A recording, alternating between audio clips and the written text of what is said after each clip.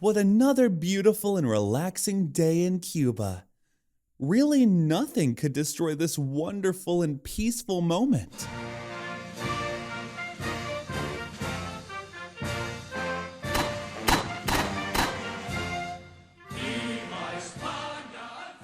Welcome to the late 19th century, an era of international tensions, domestic changes, and some good old colonial drama. Check out Cuba and Puerto Rico, the hottest spots in the Caribbean. But they're not here for a tropical vacation. They've got some serious colonial issues at hand. We want independence! Exactly, independence! Meanwhile, in the land of the free and the home of the brave, we have the United States. We remember our own moments when we rebel against the British. Independence basically runs in our veins. Cuba and Puerto Rico's struggles for independence caught the attention of the United States. They were like, hey, we know that feeling. Been there, done that. And so they had a soft spot for liberation movements, being all sympathetic and stuff. The US basically wanted freedom, equality, justice, and ice cream for everyone. Maybe it's time to lend a helping hand to our Caribbean amigos. Yes, you are right, Mr. President. We help those nations struggling for independence because we are good people. Well, actually, I just thought we can just use them as our own puppet states and exploit them afterwards. Oh. Now meet the yellow press. They know how to turn any story into a wild ride. You've just robbed a bank with your brother? Seems like a new terrorist group spread throughout the country. You just peed your pants? Well, looks like you just haven't subscribed yet. So the situation in Cuba was the talk of the town in the United States. Reports of Spanish atrocities and brutal crackdowns of the Cuban insurgency had the public go mad. Did you hear about Cuba? It's a disaster down there. Those poor Cubans. We must do something, like invade them or so. The yellow press might have exaggerated the events a bit, but hey, who doesn't love a good scandal? And just when you thought things couldn't get crazier, things absolutely got crazier. Manifest destiny, baby! Time for some economic and territorial expansion. The United States economy was booming, and they wanted to sell their shiny new goods to the world. And Latin America looked pretty promising. How much for Cuba? I'll throw in an extra pineapple. Sir, we're not selling islands here. This is a horse auction. So Americans were going crazy about Cuba and Spain, but that wasn't yet it. Upsie!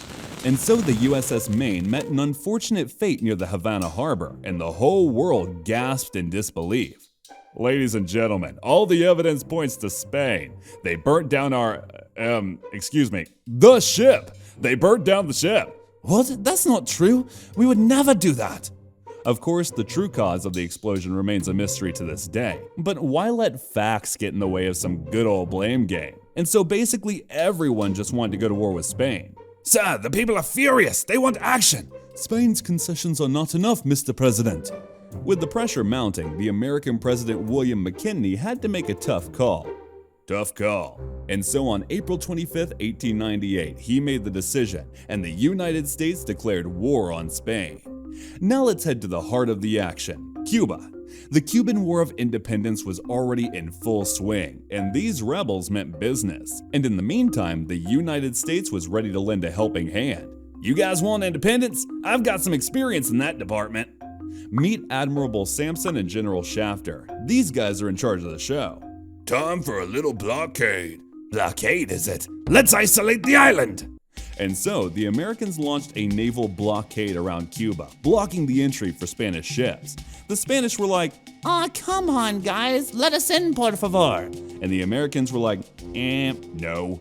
Now Cuba was effectively cut off from the Spanish reinforcements, and vital assets for Spanish forces in Cuba couldn't reach the island, helping Cuban independence movements. The modern American fleet was locked and loaded, ready to face the Spanish ships. Meanwhile, the Spanish fleet might have been feeling like they stumbled into a time machine. Their old, outdated, and rusty ships didn't stand a chance against the American fleet. And then, the battle commenced with a bang, a loud bang. The US Navy showed off its modern firepower, and the Spanish ships, well, they tried their best. That's not fair, man! You have much better ships! And let's just say he was absolutely right. It wasn't exactly a fair fight, but who cares? The American fleet was destroying the rusty Spanish ships, one after another.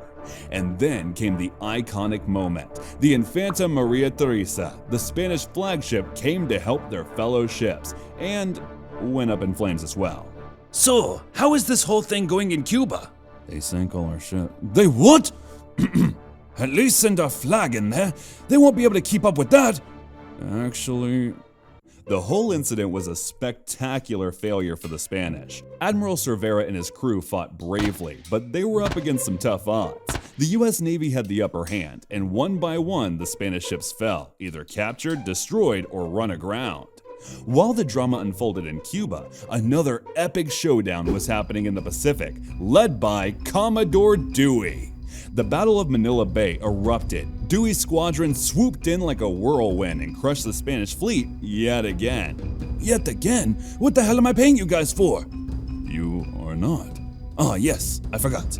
The Spanish fleet didn't know what hit them, and just like that, Manila in the Philippines fell into American hands, marking the beginning of American expansion into the Pacific.